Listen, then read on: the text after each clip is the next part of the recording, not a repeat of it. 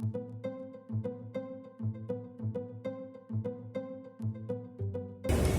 jadi pelaksanaan debat pilkada, debat publik hari ini untuk Kabupaten Oku sudah berjalan lancar, walaupun pelaksanaan pilkada serentak 2020 di Kabupaten Oku itu hanya ada satu pasangan calon atau pasangan calon tunggal, tetapi semua tahapan tetap berjalan normal seperti biasa. Pasangan yang ada pasangan calon lainnya, termasuk pelaksanaan kampanye di mana soal debat tadi. Ya, menurut saya berjalan baik debatnya. Pertanyaan itu ya barangkali ya sesuai dengan apa yang menjadi visi misi kami. Sesuai dengan pemilu kita atau pilkada kita dan pemilu yang inklusif, saat ini kan di sini sudah memenuhi persyaratan pemilu yang inklusif dengan melibatkan berbagai pihak, termasuk di sini bisa dilihat ada tulisnya yang disabilitas, kemudian juga ada interpreter yang digunakan dari tim yang terjemah juga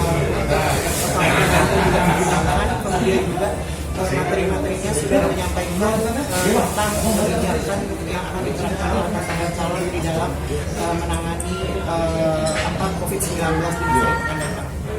Terkait dengan ini bang, hasil debat tadi bang, kita lihat gimana bang? Flat, mendatang. Satu mendatang, dominasi calon bupati terlalu over berlebihan. Nah, sementara calon wakil bupati Bupati terkesan jadi pajangan itu. Desember optimis juga. Insya Allah pasti siap calon itu Pak, selalu optimis. Untuk apa? Optimis. Pada baik mundur baik kalau optimis dari awal. Tadi ada sedikit Pak Alfitri, Pak Budi Pak Budena lebih mendominasi dibanding Pak Yohan. Memang di atas demikian juga atau memang karena kebetulannya gitu Pak? Ya kebetulan Pak. Karena ya kan kita menguasai monopoli bukan. Karena tadi ya kesempatan itu barangkali ya itu banyak yang saya ketahui. Pilkada di Oku ini sudah tidak menarik karena tinggal calonnya, paslonnya tunggal. Dengan debat, bukan debat ini, penajaman visi ya, semakin tidak menarik akhirnya. Bahwa calon ini semakin tidak menarik, walaupun berpengalaman. Tapi kan publik perlu tampilan calon paslon bupati yang membuat pilkada ini menjadi menarik. Itu ya calonnya tua-tua. Iya. Ini menurut regenerasi di Oku tidak berjalan, regenerasi kepemimpinan. Dan sumbernya itu saja calon pemimpin di Oku. Ini bahwa memang proses pendidikan politik terkait konteks calon pemimpin di Oku gagal.